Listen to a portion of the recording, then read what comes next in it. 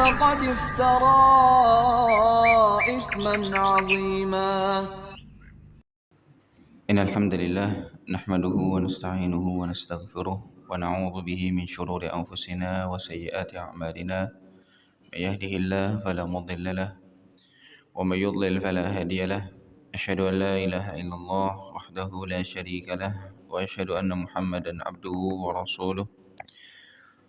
اللهم صل على نبينا محمد وعلى آله وصحبه أجمعين. أما بعد، Ahibati fillah rahimani wa rahimakumullah. Kita mulai dengan mengucap syukur kepada Allah Subhanahu wa taala.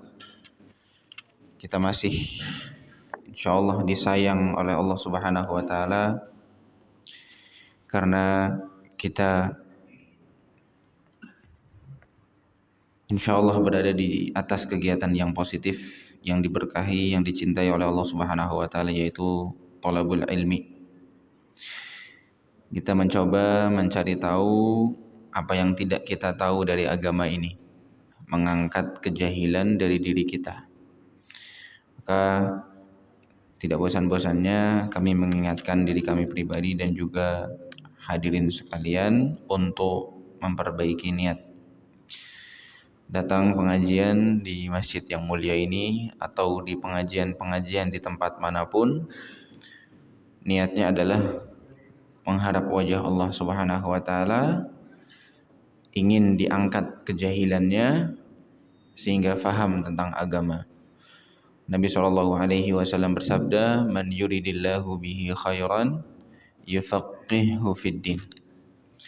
Siapa yang Allah kehendaki kebaikan pada dirinya, Allah fahamkan dia terhadap agamanya. Artinya, orang yang tidak Allah mudahkan untuk memahami agama, Allah tidak kehendaki kebaikan pada dirinya.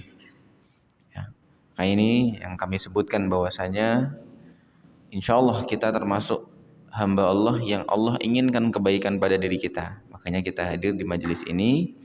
Maka kita berdoa agar Allah Subhanahu wa taala tambahkan ilmu yang bermanfaat dan juga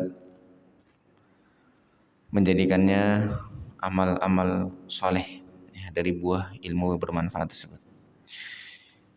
Kita masih membahas tentang tayamum, tata cara bersuci, rukhsah yang mengganti-pengganti, yang menjadi pengganti wudu dan juga mandi junub. Pada kesempatan yang lalu sempat kita bacakan hadis yang ke-37, hadis tentang sahabat Ammar ibn Yasir radhiyallahu taala anhu, yang beliau diutus oleh Nabi Shallallahu Alaihi Wasallam untuk menyelesaikan salah satu di antara hajat Nabi Shallallahu Alaihi Wasallam.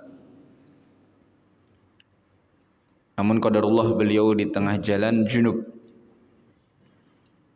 Falam ajidil ma. Ini adalah salah satu penyebab seseorang tidak bisa menggunakan air karena tidak ada atau karena tidak mampu. Ya. Sehingga bagi mereka yang tidak ada air atau tidak mampu memakai air karena uzur yang lain seperti dingin yang terlalu dahsyat misalnya, dia takut madarat pada dirinya, maka bagi mereka boleh bertayamum.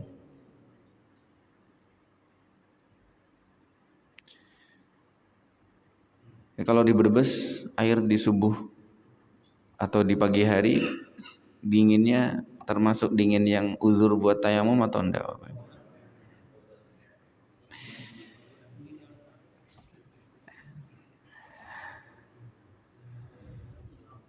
Kalau di Guci,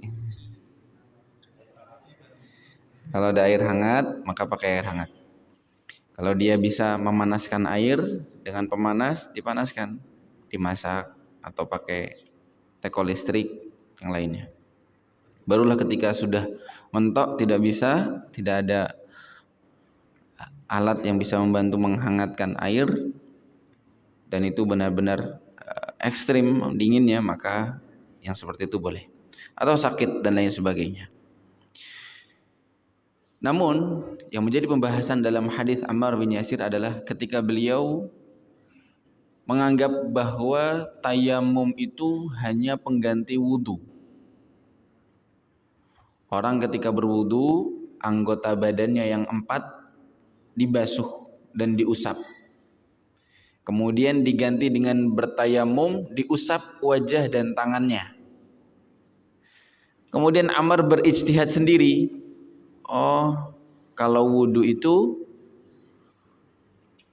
atau tayamum pengganti wudhu itu anggota badan yang harusnya dibasuh diusap dengan pasir atau tanah.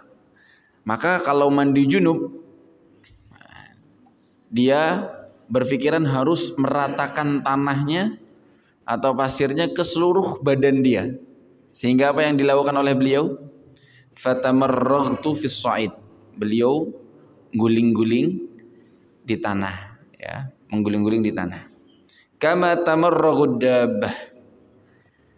Barulah ketika beliau pulang, beliau laporkan kepada Nabi SAW karena beliau merasa dalam ijtihad beliau ada yang perlu diperjelas lagi, apakah benar, ya, kalau tayamum pengganti wudu dengan cukup mengusap wajah dan tangan, kalau pengganti junub, mandi junub itu harus mandi pasir atau mandi tanah, sehingga beliau guling-guling seperti kucing. Ternyata apa kata Nabi SAW? Kata beliau, innama yakfik an taqula biyadayka hakadha. Lalu Nabi SAW mempraktekkan menepuk kedua tangannya ke tanah, darbatan wahidah, 1 kali tepukan. Thumma masaha shimal 'ala al-yamin wa dhahira kaffayhi wa wajhah. Lalu Nabi SAW mempraktekkan mengusap wajah dan juga telapak tangannya. Ya, telapak punggung telapak tangannya. Kemarin kita sempat sebutkan bahwa ada beberapa khilaf yang disebutkan oleh para ulama tentang tata cara bertayamum. Yang pertama, kaitannya dengan media yang dipakai untuk bertayamum. Maka poin pertama yang perlu kita pahami bahwa yang sudah pasti sah bertayamum itu menggunakan tanah atau pasir. Ya, itu sudah pasti. Itu asalnya. Kemudian ketika tidak ada tanah dan tidak ada pasir, seseorang boleh menggunakan media apa saja yang nampak di bumi, muncul dari bumi, meninggi dari bumi. Karena Allah Subhanahu wa taala berfirman, "Fatayammamu sa'idan thayyiban." Maka bertayamumlah menggunakan sa'id. Sa'id secara bahasa kullu ma sa'ada ala wajhil ard. Semua benda alam yang nampak di atas muka bumi. Benda alam, ya. Jadi ketika dia tidak ada pasir, tidak ada tanah, dia boleh memakai kerikil. Kerikil termasuk bagian dari sa'id karena dia benda alam yang muncul di muka bumi ini, ya, di atas tanah. Atau batu, atau semen, atau bata yang semisalnya yang memang bahan-bahannya terbuat dari tanah atau benda alam yang sa'id, yang sa'ada ala wajhil ard. Sehingga ketika seseorang tidak berkesempatan untuk bertayamum menggunakan tanah atau pasir, maka dia boleh menggunakan benda-benda yang memang bahan-bahannya adalah langsung alami dari batu atau pasir. Seperti contohnya keramik. Para ulama membolehkan berwudu atau bertayamum dari keramik. Nah, keramik ini terbuat dari batu dan pasir dan lain sebagainya. Kecuali kalau bahan-bahan tersebut yang sudah dirubah menjadi keramik atau tembok, kemudian ditutupi dengan cat minyak.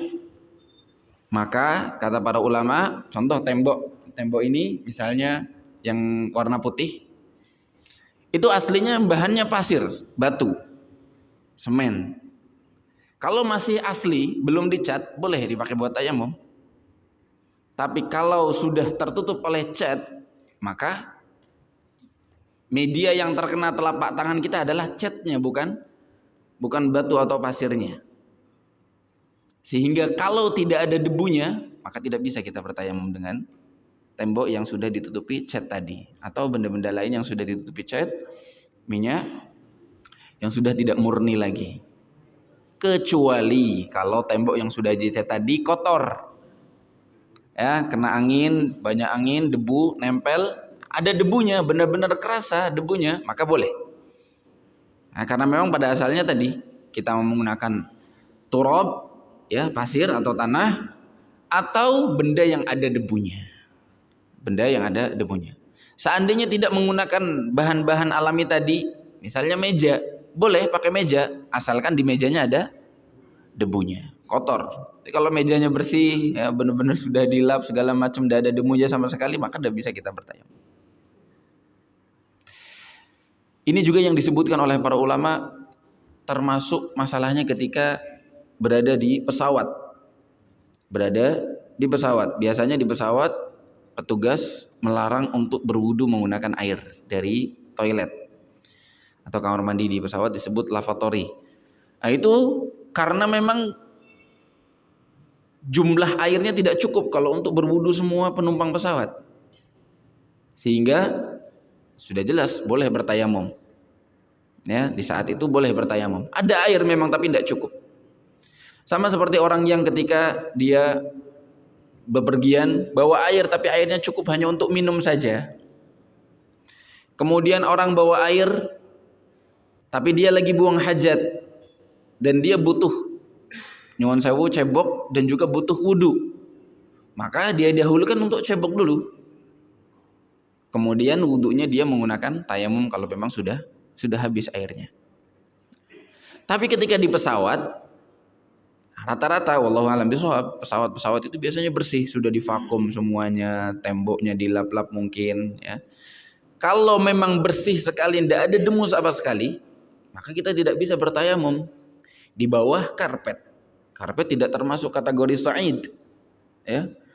Kursi depan plastik atau kain, jok juga kain, maka bukan termasuk sa'id. Ketika tidak ada debunya, kalau ada debunya tadi kita sudah sebutkan boleh. Tapi ketika tidak ada debunya, maka banyak ulama yang mengatakan mereka hukumnya faqidut taharatain. Orang yang memang tidak mampu berwudu dengan air maupun debu. Sehingga apa yang dia lakukan? Sholat langsung tanpa berwudu maupun tayamum. Karena tidak ada medianya. Tidak ada medianya. Sholat tanpa bertaharah. Wallahu a'lam bishawab. Ini sebagian ulama menyebutkan seperti itu. Perkara yang kedua yang disebutkan Syekh juga saat menjelaskan hadis Ammar bin Yasir ini, terkait tepukan pada tanah atau pasir. Kita kembali kepada asalnya, bertayamum menggunakan tanah atau pasir. Berapa kali tepukan yang cukup untuk menjadikan tayamum kita sah? Maka pada dasarnya dari hadis-hadis yang sahih itu hanya satu kali tepukan saja untuk wajah dan juga telapak tangan. Itu hadis-hadis yang sahih, riwayat-riwayat yang sahih. Plus untuk telapak tangan, di hadis-hadis yang sahih disebutkan hanya sampai telapaknya saja, tidak sampai siku. Tidak sampai siku. Adapun riwayat-riwayat yang menyebutkan 2 kali tepukan, 1 tepuk untuk wajah, 1 tepuk untuk telapak tangan, kemudian ditambah mengusap sampai siku, maka disebutkan oleh para ulama hadis-hadisnya tidak sampai derajat sahih atau muttarib, ya. Jadi enggak mantap hadisnya. Sehingga para ulama menyimpulkan bahwa yang sah atau yang menjadi asal adalah cukup 1 tepukan, dan juga saat telapak tangan cukup sampai telapak tangan saja, tidak sampai siku. Namun bagi mereka yang mempraktekkan 2 kali tepukan dan juga mengusap tangan sampai siku tetap sah. Kenapa? Karena pada dasarnya dia sudah memenuhi atau sudah melakukan apa yang sudah seharusnya dilakukan. Ya, tadi kita sebutkan bahwasanya hadis-hadis yang sahih menyebutkan bahwa 1 tepukan untuk wajah dan juga telapak tangan. Kalau dia pakai 2 tepukan, berarti kan yang 1 tepukan sudah cukup. Maka tidak kita katakan orang yang pakai 2 tepukan salah tayamumnya, enggak, tetap sah tayamumnya. Ketika dia memakai riwayat yang mengusap sampai siku, nah kita katakan juga sah karena keperluannya yang wajib diusap sudah diusap, yaitu area telapak tangan. Nah, ini kaitannya dengan masalah jumlah tepukan ke tanahnya dan juga terkait area dari tangan yang perlu diusap. Permasalahan berikutnya juga terkait tartib, ya, sering disebutkan oleh para ulama karena banyak beberapa riwayat yang seakan-akan mengindikasikan tangan dulu baru wajah. Namun lagi-lagi hadis-hadis yang sahih ketika dikumpulkan menyebutkan bahwa wajah dulu baru tangan. Maka bagaimana prakteknya? Prakteknya yang pertama dia berniat, jelas. Dia berniat untuk taharah, bersuci, menyengaja. Kemudian dia mengucap bismillah, sunnah, atau bismillahirrahmanirrahim. Kemudian dia menepukkan tangannya ke tanah atau ke pasir.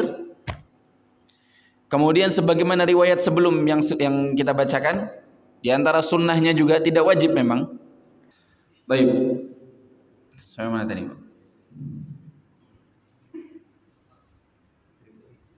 Tata cara tayamum.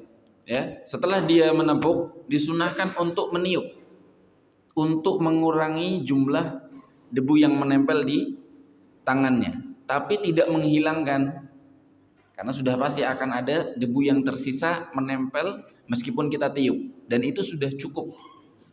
Itu sudah cukup untuk mengusap wajah dan juga tangan kita.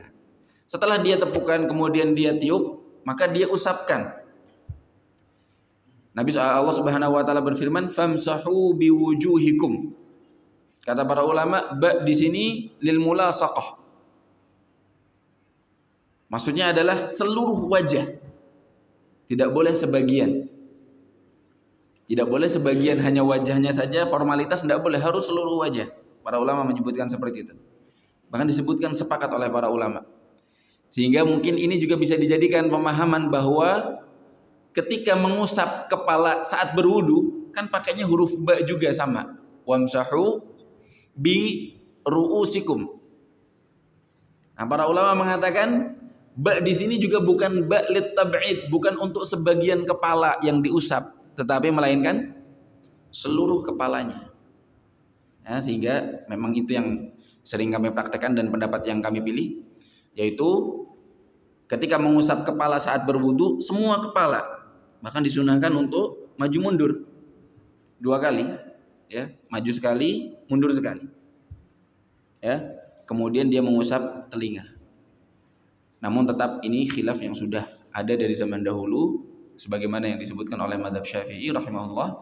Beliau memilih pendapat bahwasanya ba di sini adalah ba lit tab'id.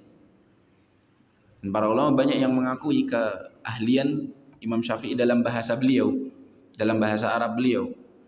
Ya, sehingga mereka yang berkeyakinan bahwasanya cukup sebagian, maka mereka cukup mengusap sebagian saja.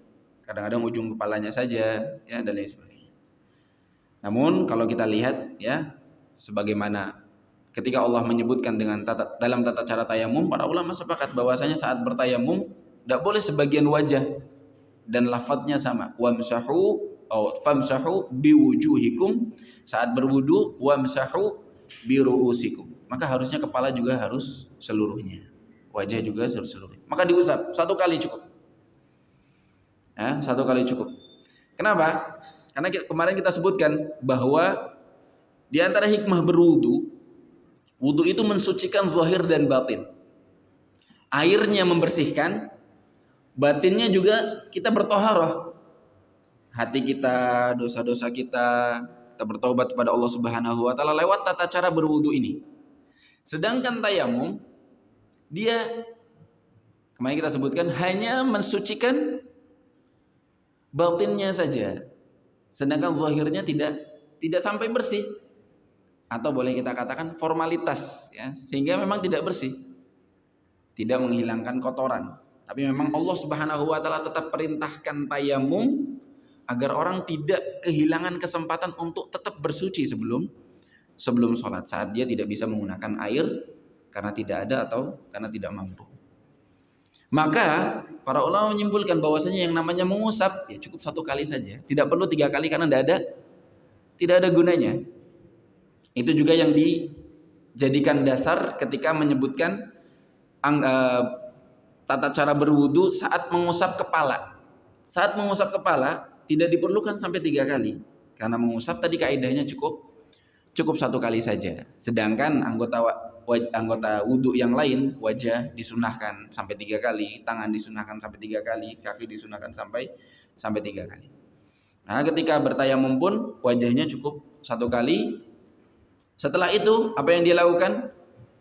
Dia mengusap telapak tangannya dimulai dari punggung telapak kanan, diusap pakai batin bagian dalam telapak kiri, diusapkan 1 kali, lalu pindah ke punggung telapak kiri dengan bagian dalam telapak kanan, diusapkan 1 kali.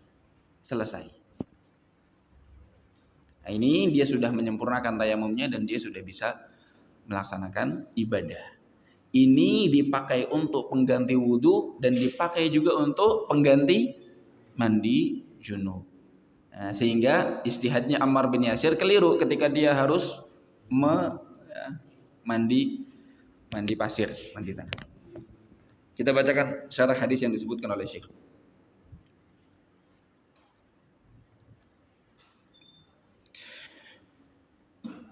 Khassa nabiyuna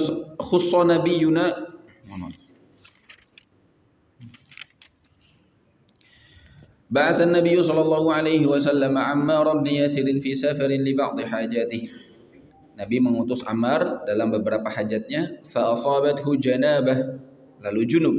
Falam yajidil ma'a liyaghtasila min, kemudian tidak mendapati air untuk mandi. Wa kana la ya'lamu hukmat tayammum lil janabah. Sebelumnya Ammar bin Yasir tidak tahu hukum tayamum untuk junub, bahwa tayamumnya sama seperti tayamum untuk wudu. Wa innama ya'lamu hukmahu lil hadatsil asghar. Yang Ammar tahu, kata Syekh di sini Ammar bin Yasir radhiyallahu taala anhu, bahwa tayamum itu hanya untuk mengangkat hadas kecil, berwudu saja.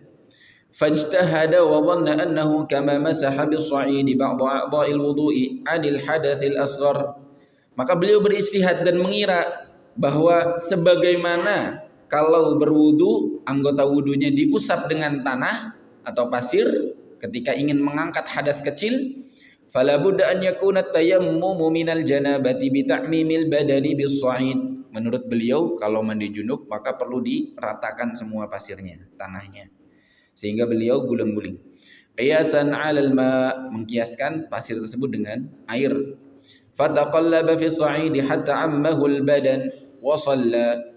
Ya, kemudian sudah rata semuanya pasirnya baru beliau salat. Falamma jaa ila an-nabiy sallallahu alaihi wasallam wa kana fi nafsihi mimma amilahu syai'. Saat datang lapor kepada Nabi, kemudian di dalam hatinya merasa ini ada yang ganjil, maka beliau tanyakan. Li'annahu 'an ijtihadin min, karena beliau melakukan praktek tersebut ijtihad dari beliau, pendapatnya beliau, tidak berdasarkan hadis atau pengajaran ilmu yang beliau dapatkan dari Rasulullah sallallahu alaihi wasallam langsung.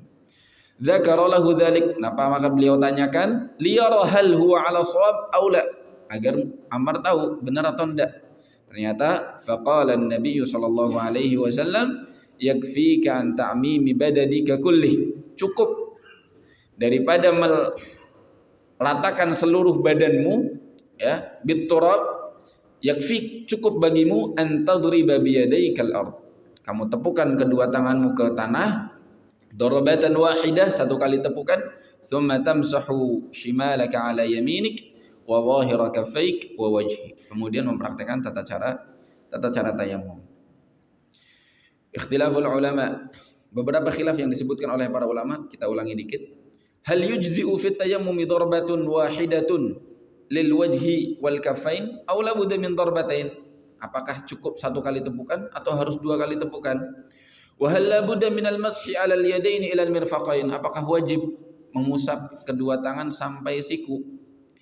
Fadhahaba ba'duhum wa minhum Asy-Syafi'i rahimahullahu ila annahu la budda min darbatain. Pendapat dua tepukan, harus dua tepukan, itu dipilih oleh Imam Syafi'i rahimahullah. Wahidatun lil wajhi wal ukhra lil yadaini ila al mirfaqain. Satu kali tepukan untuk wajah, satu kali untuk tangan sampai siku. Muhtajjina bi ahadits. Beliau memang ada hadis-hadisnya, ada dalil-dalilnya, namun sudah kita katakan tadi riwayatnya mudtarib. Minha ma rawahu Daraqutni an Ibni Umar at-tayammum darbatan, darbatun lil wajhi wa darbatun lil yadaini ila al mirfaqain. Dari Ibnu Umar disebutkan hadisnya berbunyi at-tayammum darbatan. Tayamum itu dua kali tepukan. Darbatun lil wajh, satu kali untuk wajah, wa darbatun lil yadaini ila al mirfaqain. Satu kali lagi untuk tangan sampai dua siku. Wa dhahabal jumhur. Sedangkan mayoritas ulama mengatakan minhumul Imam Ahmad mazhab Hambali, wal Auza'i wa Ishaq wa ahlul hadis ila anna tayammum darbatun wahidah. Tayamum cukup satu kali tepukan saja. Wa annahu la yumsahu biha illa al wajhu wal kaffanu mustadillina bi ahadits sahihah. Bahwasanya yang cukup diusap hanya wajah dan juga telapak tangan, tidak perlu sampai siku, karena itulah hadis-hadis yang sahih. Minha hadits Ammar hadza. Di antaranya hadis Ammar yang sedang kita sebutkan tadi, ketika Ammar beristihad harus guling-guling, ternyata Nabi contohkan, dan Nabi hanya mencontohkan satu kali tepukan. Nabi juga mencontohkan telapak tangan saja, tidak sampai siku. Kita nukil kalimat Ibnu Hajar Al-Asqalani. Beliau mengatakan, wa kana Ammar yufti bihi ba'da zamanin Nabi sallallahu alaihi wasallam. Setelah Nabi meninggal, Ammar berfatwa dengan metode tayamum sebagaimana yang diriwayatkan oleh Ammar bin Yasir. Warrawi lil hadis a'rafa bi muradi. Dan harusnya periwayat hadis itu sendiri lebih tahu hakikat tata cara tayamum, sehingga yang difatwakan oleh Ammar seperti itu, sebagaimana yang Ammar riwayatkan dari Nabi SAW. Ini yang membuat para ulama tambah yakin, insya Allah yang benar adalah cukup satu tepukan dan cukup telapak, tidak perlu sampai siku. Wajabu an hadits ad-darbataini wal mirfaqain bima fiha min al-maqal al-mashhur wa la naj'alu tilka al-ahadits fi shaff al-ahadits as-sihah al-wadihah. Jawabannya apa untuk menjawab hadis-hadis lain yang mengatakan dua tepukan dan mengatakan sampai mirfaqain? Bahwasanya hadis itu tidak cukup kuat untuk adukan dengan hadis-hadis yang lebih sahih, sehingga yang diamalkan adalah hadis-hadis yang sahih riwayat Ammar bin Yasir, dan Ammar sendiri mempraktekkan plus beliau juga memfatwakan sepeninggalnya Nabi Shallallahu alaihi wasallam. Apa saja faedah yang bisa diambil dari hadis ini? Yang pertama, at-tayammum lil ghusli minal janabah. Tayamum selain untuk wudu bisa juga untuk mandi junub. Yang kedua, annahu la budda min talabil ma' qabla tayammum. Perlu cari air dulu sebelum langsung ke tayamum. Bagi mereka yang ingin bertayamum karena uzur ndak ada air, maka dia harus nyari dulu, usaha dulu, sebagaimana yang dilakukan oleh para sahabat Nabi Shallallahu alaihi wasallam. Barulah ketika dia sudah yakin ndak ada air, dia tayamum. Ya. Tapi ketika dia ragu, kira-kira masih ada air, mungkin bisa beli di luar, di tempat lain, di rumah lain mungkin masih ada tabungan air, bisa dibeli atau dipinjam atau diminta, maka pakai air selama masih bisa. Ketika sudah yakin tidak mampu karena tidak ada, dengan bukti bahwasanya dia sudah cari, sudah usaha, barulah dia bertayamum. Tinggal permasalahannya, ketika seseorang sudah tayamum, kemudian nemu air, apa hukumnya? maka tayamumnya secara asal batal. Kenapa? Karena tayamum dibolehkan karena tidak ada air. Sedangkan ada air membatalkan tayamum. Dia ulangi tata cara bersucinya dengan berwudu dengan air. Kecuali ya, kalau dia nemu airnya pas lagi sholat atau setelah sholat. Ya, kalau nemu airnya sebelum sholat, para ulama sepakat harus diulang wudu. Lalu dia sholat. Kalau nemu airnya saat sholat, ini khilaf di antara para ulama. Ada yang mengatakan lanjutkan sholatnya. Nah, dia sudah mulai, sudah berniat harus diselesaikan. Ada para ulama yang mengatakan bahwasanya tetap dibatalkan sholatnya, kemudian berwudu dari awal, kemudian ngulang lagi sholatnya, karena memang sholatnya harus dengan tata cara bersuci yang sesuai, yaitu ketika ada air ya harus pakai wudu, jangan bertayamum. Adapun ketika dia menemukan air setelah sholat, baik sebelum keluar waktu atau setelah keluar waktu, maka para ulama menyebutkan tidak ada kewajiban bagi dia untuk mengulang sholatnya. Karena dia sudah selesai sholat, sudah kewajiban sholatnya sudah dia lakukan, sudah sempurna. Maka sebagian para ulama menyebutkan tidak perlu mengulang sholat. Dia nemu air misalnya setelah sholat, dia sholat jam 12 atau jam setengah 1, kemudian jam 1 dia nemu air. Para ulama mengatakan tidak perlu mengulang sholatnya. Ataupun dia nemu air setelah asar, masuk waktu asar, sudah keluar waktu zuhur, sama juga tidak perlu mengulang sholatnya. Wallahu a'lam bishawab. Faedah yang ketiga, sifatut tayammum, tata cara tayammum. Wa huwa darbul ardi marratan wahidah, menepuk tanah atau pasir satu kali, thumma masahal wajha wal yadaini, kemudian mengusap wajah dan juga kedua tangan, ilal mirfaqaini wa ta'mimiha bil masah. Nah, beliau di sini menjelaskan beberapa riwayat yang lain. Jadi Syekh Abdullah bin Abdurrahman Al-Bassam sendiri memilih pendapat yang mengusap sampai siku. Sampai siku. Tapi kita sudah sebutkan tadi penjelasannya. Wa ta'mimiha bil masah. Wa ta'mimuha bil masah. Qala Ibn Rushd, itlaqu ismil yad 'ala al-kaff azhar min itlaqihi 'ala al-kaff was-sa'id. Memahami ucapan tangan bahwa sebatas telapak tangan itu lebih normal, lebih maklum daripada ketika kita dengar kata tangan kemudian yang dimaksud sampai siku. Jadi kata para ulama termasuk Ibnu Rushd Al-Qurtubi, beliau mengatakan, yang mungkin disebutkan dalam kitab beliau Bidayatul Mujtahid wa Nihayatul Muqtasid, beliau mengatakan kalau orang bilang tangan, normalnya yang dimaksud hanya telapak tangan. Ya. Cuci tangan misalnya. Cuci tangan maksudnya ketika mau wudhu, cuci tangan antum kayak mau sholat.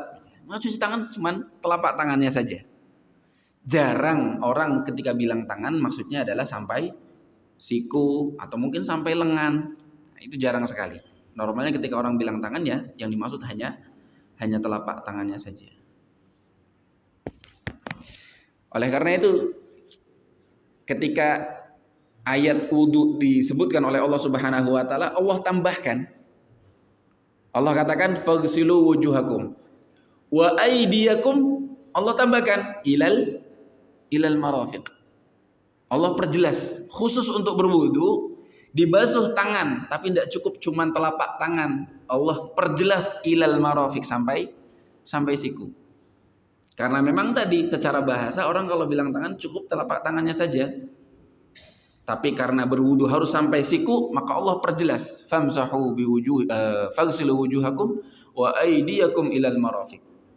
Seandainya Allah hanya mengatakan wa aydiyakum tanpa ilal marafiq, para ulama akan mengatakan berwudu pun cukup hanya sampai telapak tangan. Tapi Allah perjelas ya ilal marafiq. Yang keempat, dzakara as-San'ani anna al-'athfa fi riwayati hadzal hadits qad jaa'a bil waw wa tufidul 'athfa mutlaq wa jaa'a bil fa thumma wa tufidani tartib wat tartibu ziyadah. Waz-ziyadatu minal adli maqbulah. Fayuhmalu majmu' ma fi as-sahihaini 'ala at-tartib. Walam yarid 'anil nabiy sallallahu alaihi wasallam taqdimul yadaini 'alal wajh la qawlan wala fi'lan. Menurut Imam As-San'ani, ya, kalau Imam As-San'ani biasanya kitabnya Subulus Salam, Syarah Bulughul Maram. Ya. Kata beliau yang intinya bahwa di riwayat-riwayat yang sahih menyebutkan bahwa harus tartib, dan tartibnya itu wajah dulu baru tangan, sehingga ya tidak pas atau keliru ketika seseorang bertayamum tangan dulu baru wajah. Karena memang tidak ada riwayatnya dari Nabi Shallallahu Alaihi Wasallam yang demikian. La qaulan wala fi'lan. La qaulan wala fi'lan.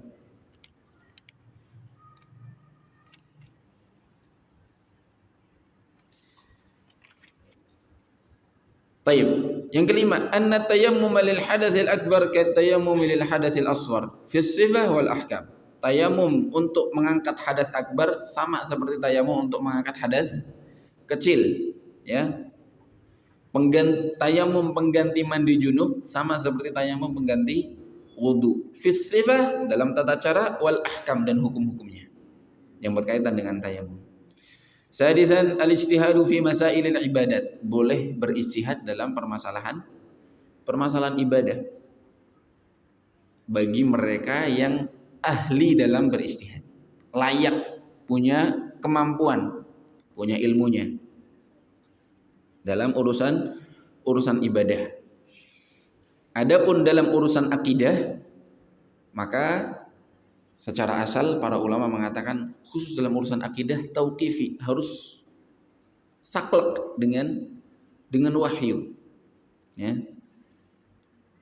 Tidak seperti mudahnya berijtihad dalam ibadah, ya. Jadi dalam akidah tidak terbuka sebegitu lebar bab ijtihad sebagaimana seperti dalam ibadah. Ini disebutkan oleh para ulama. Ini dicontohkan oleh Ammar bin Yasir radhiyallahu taala. Beliau tidak tahu dalilnya, beliau tidak tahu metodenya. Yang beliau tahu, beliau menganalogikan, beliau mengkiaskan. Yang beliau tahu itu tayamum pengganti untuk wudu yang metodenya mengusap wajah dan tangan. Kemudian beliau mengkiaskan, oh ini wudu anggota badannya diganti dengan pasir, diusap dengan pasir. Maka kalau mandi junub, karena mandi junub kan airnya harus rata seluruh badan, berarti tanahnya atau pasirnya juga harus rata seluruh badan. Nah ini ijtihadnya beliau, dan itu boleh. Alhamdulillah, ketika beliau berijtihad, beliau minta fatwa dari Nabi SAW, bertanya apakah benar yang beliau lakukan. Dan enaknya ketika masih ada Nabi, selesai permasalahan, Nabi jelaskan, selesai, tidak ada khilaf lagi. Ya, kalau zaman sekarang, maka kita diperintahkan untuk toleransi ketika permasalahan-permasalahan fikih kaitannya dengan ijtihad. Seperti tadi, mengusap kepala, Imam Syafi'i menganggap cukup sebagian, tidak harus semuanya. Imam Syafi'i berkata bahwasanya wudu tayamum harus 2 kali tepukan di pasir, ya, 1 kali wajah, 1 kali tangan, dan seterusnya. Hal-hal seperti ini kaitannya dengan ijtihad, ya. Dan bagi kita yang merasa sudah yakin mana yang benar, maka kita harus tinggalkan yang tidak benar. Tapi kalau misalnya masih mengira bahwasanya pendapat yang dia miliki masih benar, maka kita yang menyelisihinya tidak perlu mempermasalahkan. Karena dalam bab fikih itu memang luas sekali. Tidak perlu menyalahkan, tidak boleh menyalahkan juga. Kalau kaitannya masalah yang ijtihadiyah. Yang terakhir, 7, annal mujtahid idza addahu ijtihaduhu ila ghairi shawab wa fa'ala al-ibadah thumma tabayyana lahu shawab ba'da dhalik fa innahu la yu'idu tilka al-ibadah. Kata Syekh ketika menjelaskan faidah dari hadis ini, kalau seorang mujtahid ternyata hasil ijtihadnya itu tidak benar, keliru seperti yang dilakukan oleh Ammar bin Yasir, wa fa'ala al-ibadah, kemudian dia sudah mempraktekkan ibadah, hasil ijtihadnya dia yang keliru, Dia sudah sholat, pakai ijtihad tayamum dengan cara guling-guling di pasir. Summa tabayyana lahu shawab. Setelah itu barulah dia tahu mana yang benar setelah dia tanya kepada Nabi SAW. Kata Syekh, fa innahu la yu'idu tilkal ibadah. Si mujtahid ini tidak perlu mengulangi sholatnya lagi. Sebagaimana yang dilakukan oleh Ammar bin Yasir, di situ tidak sebutkan bahwasanya Ammar mengulangi sholatnya.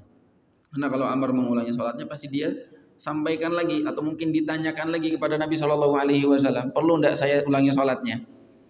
Atau memang kalau misalnya perlu diulangi sholat, pasti Nabi tidak mungkin diam menjelaskan.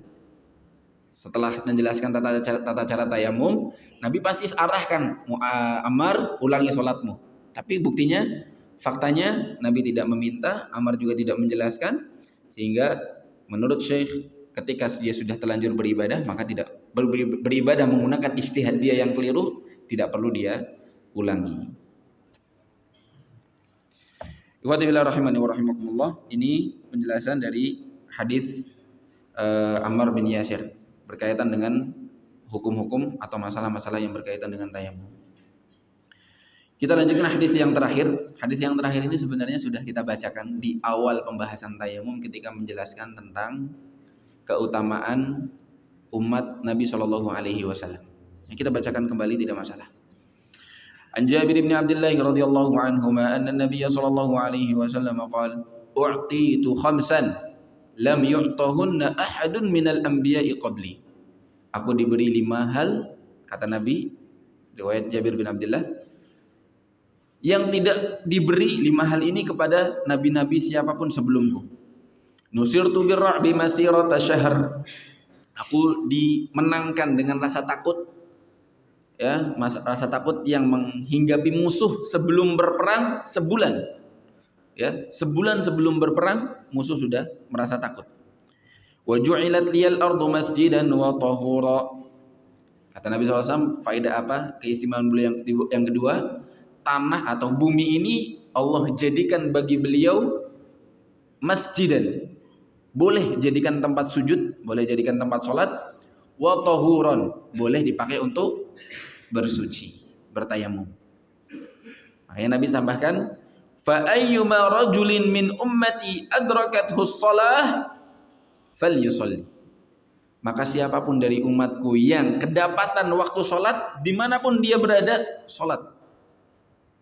Kalau dia tidak mampu sholat untuk di masjid, dia lagi di jalan tol misalnya, rest area masih jauh, ya, maka dia boleh berhenti minggir sedikit misalnya, atau di rest area tidak ada masjid, maka dia parkir dulu, kemudian sholat di tempat bumi manapun yang suci, di trotoar, di aspal, ya, di lapangan, di rumput, sah sholatnya selama suci.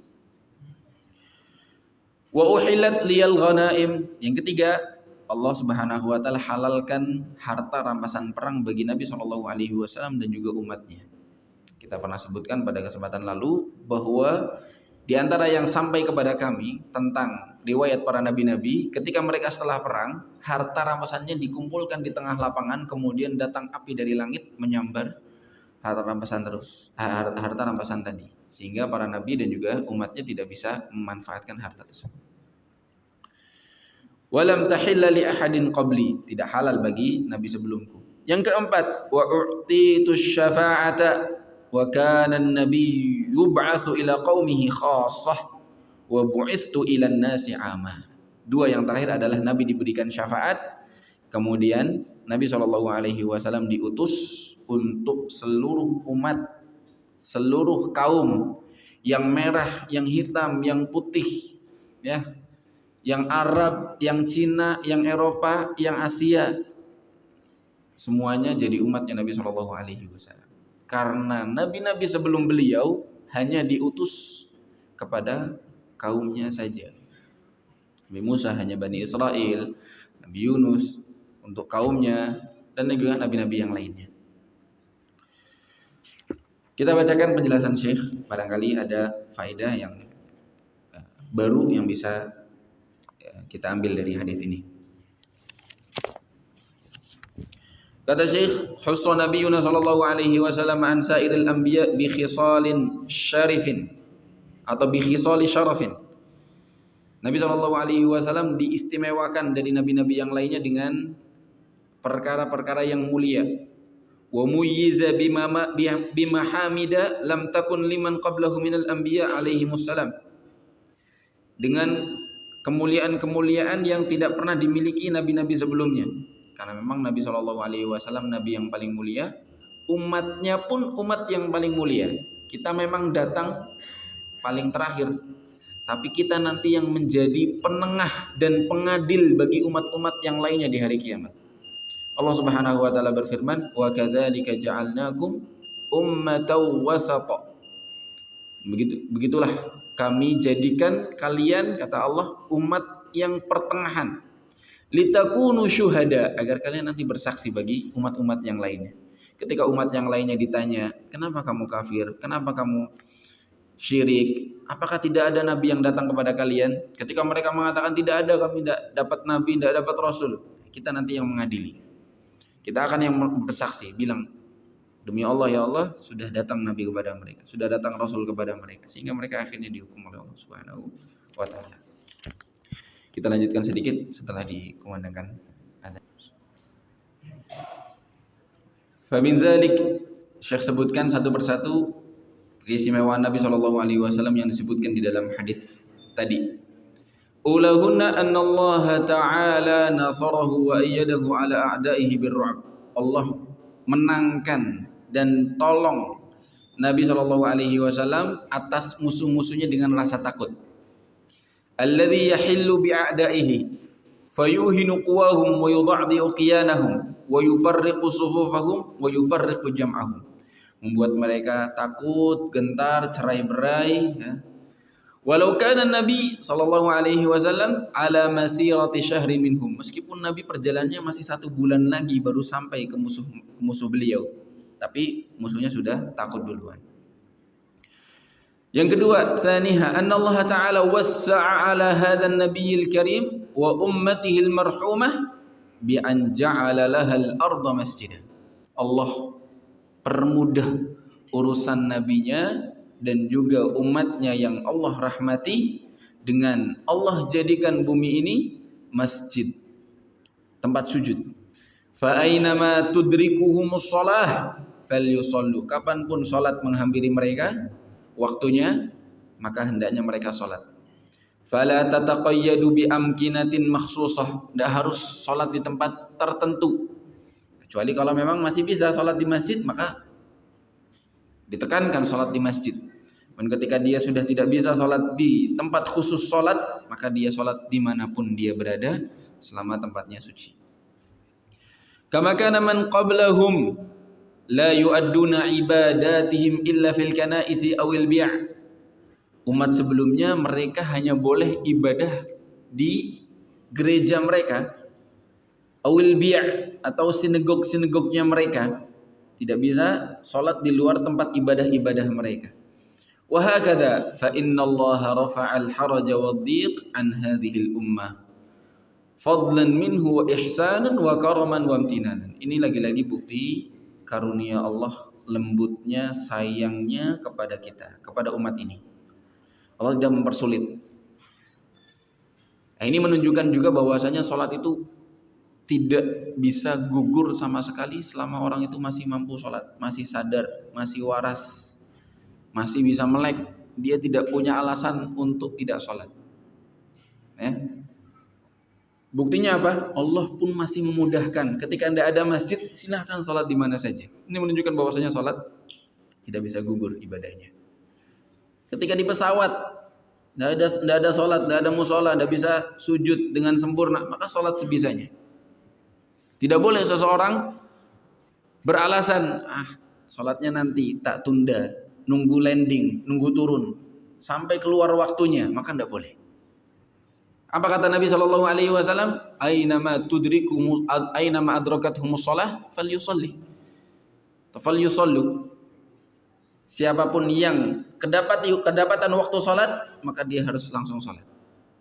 Kecuali kalau tidak sampai keluar waktunya. Terutama 2 waktu yang digabungkan jamak. Misalnya dia terbang awal waktu zuhur misalnya, Dia bilang, anak nggak sholat dulu lah, nunggu landing. Selama landingnya sebelum maghrib masih boleh dia nunda sholatnya. Karena zuhur dan asar masih bisa dijamak di waktu asar. Ya. Tapi kalau misalnya dia turunnya, landingnya setelah maghrib atau bahkan setelah isya, kemudian dia bilang anak sholat nanti tunggu landing lah biar enak, biar sujudnya nyaman, enggak bisa seperti itu. Ya, dia harus langsung mengerjakan sholat. Wa kadzalika kana min qablu hadhihi al-ummah kana min qabli hadhihi al-ummah la yutahhiruhum illa al-ma'. Sebelum umat ini mereka bersuci hanya dengan air. Wa hadhihi al-ummah ju'ilat turabu liman lam yajidil ma' tahuran. Sedangkan umat ini bagi mereka yang tidak punya air bisa memakai tanah atau pasir. Wa misluhul ajizu an istimalihi li dararihi, termasuk di dalamnya orang yang bukan tidak punya air tapi tidak mampu pakai air karena sakit, karena madarat. Thalithuha, yang ketiga, annal ghanaim allati tu'khadhu minal kuffar wal muqatilin halalun li hadhihi an-nabiy sallallahu alaihi wasallam wa ummatihi. Bahwasanya ghanimah yang diambil dari orang-orang kafir, musuh-musuh Allah saat berperang, halal bagi Nabi dan juga umatnya dengan pembagian yang sudah disebutkan oleh Nabi Shallallahu Alaihi Wasallam dalam hadisnya. Ya, seberapa bagian untuk Allah, untuk Rasulnya, kemudian untuk para pejuangnya. Ya, untuk Allah maksudnya untuk Baitul Mal dibagikan bagi fakir miskin. Untuk nabinya, untuk keluarga Nabi Shallallahu Alaihi Wasallam. Kemudian sisanya dibagikan kepada para mujahidin. Ya, 1 bagian untuk mujahidin yang berangkatnya jalan kaki, 3 bagian bagi mereka mujahidin yang berangkatnya naik kendaraan, kuda maupun unta. Yang keempat, annallaha ta'ala khassahu bil maqamil mahmud wasyafa'atil uzma. Allah berikan maqam yang paling mulia, yaitu syafaat yang paling agung. Ketika para manusia menunggu hisab, hanya Nabi SAW yang diizinkan untuk minta atau berani atau tidak merasa bersalah, karena nabi-nabi yang lainnya tidak berani menghadap Allah Subhanahu wa taala karena dahulunya di dunia mereka pernah berbuat salah. Ya, maqam mahmud disebut al-maqam al-mahmud. Yang terakhir, Nabi SAW diutus untuk seluruh umatnya. Bu'its anna nabi ya bu'itsa linnasi ammatan, untuk seluruh umat. Maka tidak ada yang beralasan bahwasanya Muhammad bukan nabiku, ya nabiku Nabi Musa, tidak bisa. Nabi SAW menjadi nabi bagi seluruh umat, termasuk mantannya umatnya Nabi Musa ataupun Nabi Isa alaihi salam. Wallahu a'lam bishawab. Semoga bermanfaat. Qul qouli hadza wa astaghfirullah li wa lakum. Sallallahu ala nabiyina Muhammad wa ala alihi wasallam. Assalamualaikum warahmatullahi wabarakatuh. ومن يشرك بالله فقد افترى إثما عظيما